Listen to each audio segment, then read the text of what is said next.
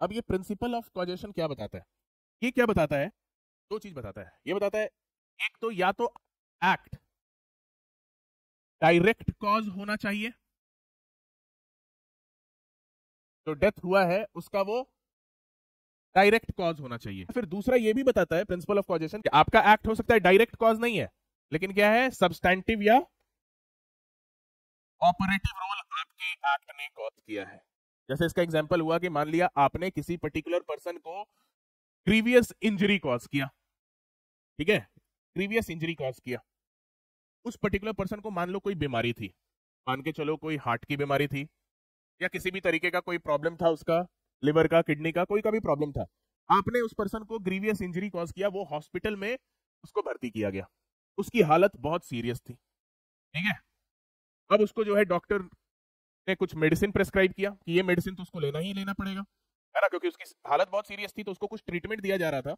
उसमें जो उसको मेडिसिन दिया जा रहा था, वो मेडिसिन मान के चलो जो पर्सन हार्ट के पेशेंट है या किडनी के पेशेंट है, उनको वो मेडिसिन जो है एडवर्सली अफेक्ट कर सकता है।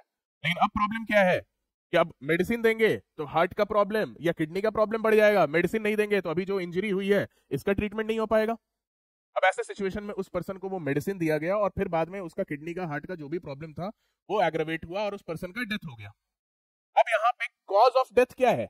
कॉज ऑफ डेथ है जो भी उसका अंडरलाइंग कंडीशन, जो किडनी, हार्ट, जो भी प्रॉब्लम था, वो एग्रेवेट होने से डेथ कॉज हुआ। आपका एक्ट क्या था? आपने तो ग्रीवियस इंजरी किया था, तो डायरेक्ट कॉज तो आपका एक्ट है नहीं उसके डेथ का, लेकिन आपका एक्ट एक सब्सटैंशियल और ऑपरेटिव रोल प्ले कर रहा है। यहाँ पे आप ही के एक्ट के कारण उसको वो मेडिकेशन अंडरगो करना पड़ा है, ठीक है।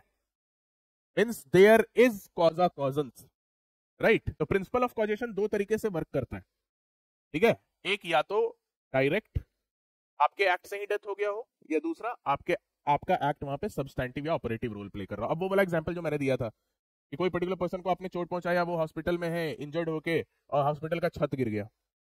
अब वहां पे आपका एक्ट कोई एकदम सब्सटैंटिव और ऑपरेटिव रोल वहां प्ले नहीं कर रहा है।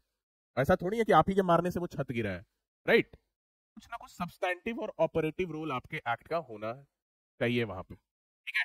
तभी वहां पे हम कहेंगे कि कोई पर्टिकुलर पर्सन कल्पेबल होमिसाइड के लिए लाइबल हो सकता है, राइट। ये समझ में आया?